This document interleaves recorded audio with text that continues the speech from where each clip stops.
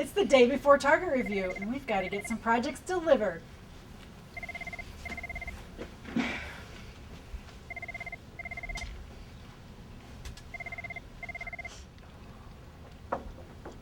So this is Susie. She likes fuzzy spiders, trips to New York City, and John Bon Jovi. And she keeps us all together. She's the glue that keeps us together.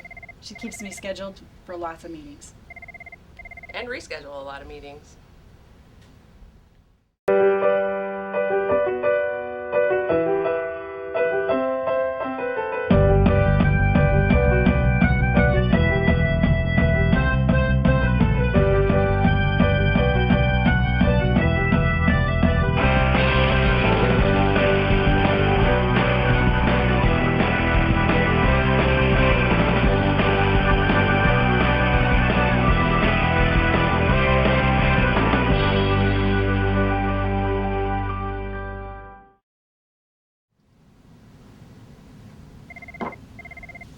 So we're the Location and Environment Bureau. We have about 34 staff full-time and very dedicated professionals, and we have an important part in the project delivery process. So I'm going to tell you a little bit about what our major functions are.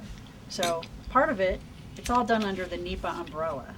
So we do a lot of planning studies and location studies, along with getting involved with local systems, projects, and other projects as well, in addition to our planning studies. But that's where the location comes from, our Location and Environment Bureau. And then I mentioned the NEPA umbrella.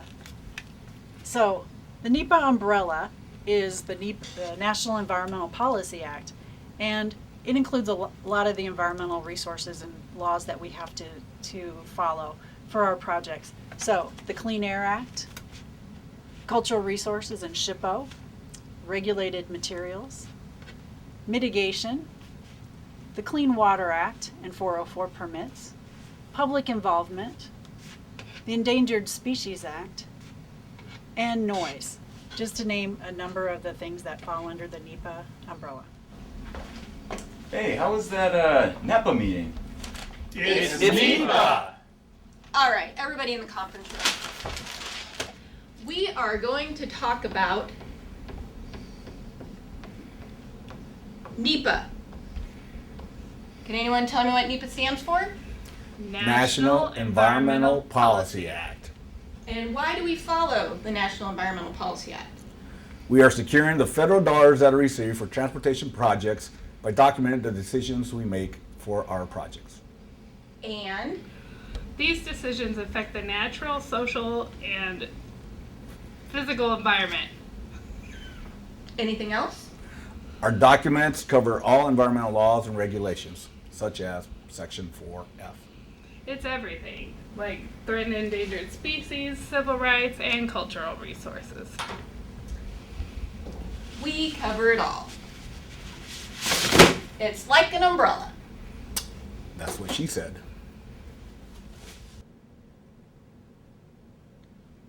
So I think that location and environment is kind of at a unique position as far as sustainability and resiliency goes, because that really relates to the work that we already do as a bureau.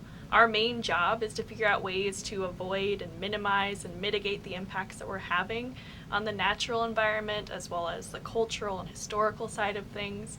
So it really just fits into this idea of moving past this idea of environmental sustainability into this larger picture of figuring out how we can figure out how to do our job to the best of our abilities so that we're having a positive social impact, doing what we can to have a job that's economically and fiscally responsible, as well as better serving the environment and being good stewards to the world around us and doing our job.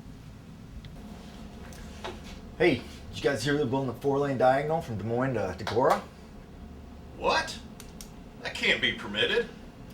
There's outstanding Iowa waters up there, trout streams, fens. Yeah, well, I hear they're calling it the Nordic Highway. That's crazy. I can't believe that. Yeah, no, that would never happen. But I'm on the bowling league with Sloppy's cardiologist. She really wants me to get his heart rate up to exercise levels at least once a week. Next week, I think we're building a bigger bridge to Nebraska.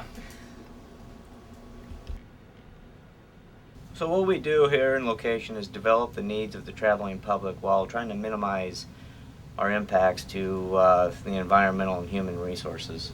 Yeah, it's a lot of things we have to weigh. You know, it's a very complex process where we weigh environmental stewardship with the public demands, and it's a balancing act. Hey Dan, tomorrow's project review. You got that project ready? Oh, you're right. I gotta get that written up. Danny. Perfect. Tom, write this one up. And we have to be very meticulous in how we develop projects and location. I like to be involved at the very beginning of the process because that way I know where that way I can take care of things if I need to before we actually do any work. Hey Dan, let's avoid this area. Thank you. All right, Thank let's you. do that. So public involvement, I guess if I had to sum up what public involvement does, it's giving people a voice in the process, in the project development process. I guess people don't really expect us to always do what they want, but they do expect us to have good reasons for what we're doing and to be able to communicate those reasons and have care and consideration for their opinion and perspective about it. So I guess when it comes to public involvement, it's giving people a legitimate, a true voice into the process, but also kind of making sure that they know that they have a true and legitimate voice into the process. Kind of in essence building trust with the public.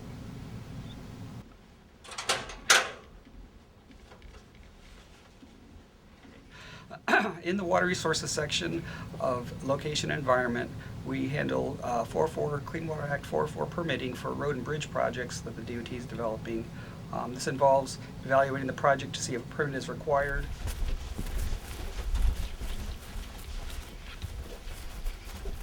Carlson, you got that permit? Swenson's gonna kill us. Permit? This is the Colonel. Say, Colonel, where's that permit? We've been waiting 2 weeks already. Who is this? Sounds like Carlson over at the DOT. Well, yeah, and people are getting impatient. Mike, I'll tell you what, we're buried real deep over here. Lots and lots of permits, doing a lot of bridges in Illinois. Let me see, do you happen to have that permit number on you? No, I do not. Don't you Call have back when you do, buddy. All right, that's good service. Providing written feedback to the engineers at least 2 occasions during project development, performing field work such as wetland delineations, and then we go back to the office and prepare a permit application, submit it to the Army Corps of Engineers, and guide the project through the permitting process. If necessary, we also locate mitigation for the project, such as buying credits at a mitigation bank if they're available, or we help the design team find a mitigation site and design it. In that situation, we'll also do the monitoring for at least 5 years. Wetland delineation, that's kind of the bread and butter of our water resources section. It's kind of a mixture of hard science and an art. It takes many years to really master delineation. It's a lot of personal judgment and past experience, knowing how to determine a situation in any given day. So,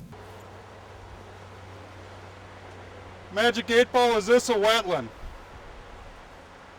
Ask again later, stupid 8 Ball. yeah, like I said, it takes years of experience to really get a good idea how to do delineations.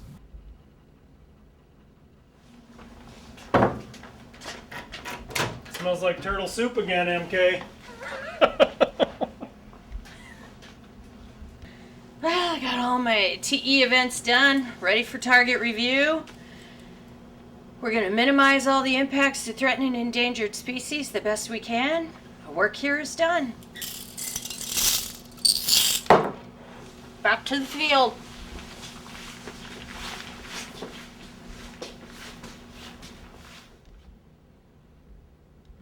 The Cultural Resources section manages various things in archaeology and history. We also do a lot of preliminary studies to make sure, as we often talk about, protecting things like archaeological sites, burials, cemeteries, historic structures like barns. We work extensively with the public, but we also work with other agencies like the SHPO office,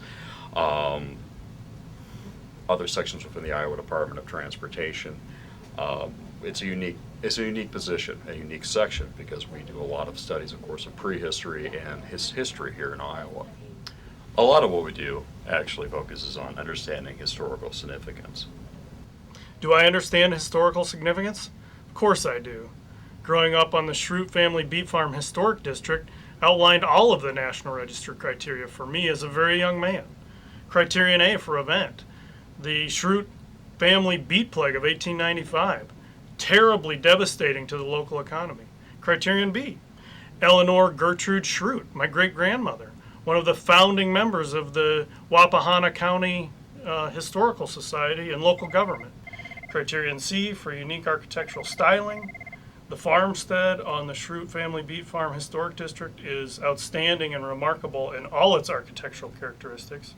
And Criterion D for data potential. The data potential around the district is phenomenal. We've got tremendous preservation. So do I understand historical significance? Absolutely, I do. As part of the Location Environment Bureau, my job for the Air and Noise and Vibration Program Manager is to make sure that we comply with the federal regulations, particularly for noise. Hey Charles, what are you doing? Oh, I'm calibrating the noise meter. In Iowa, we have very good air quality, although we are periodically monitoring air quality for particulate matter. And so we have to comply with the National Ambient Air Quality Standards. So periodically on a highway project, we will work with the DNR to make sure that we're in compliance. Oh sure, yeah, I remember that report. No, the project does not have an effect on it. This is in fact the Schrute Beet Farm Historic District, and I do believe I have the report here somewhere.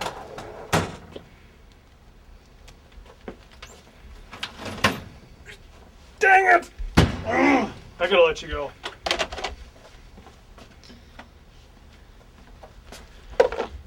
Solberg! Tammy! I don't know why they think it's me.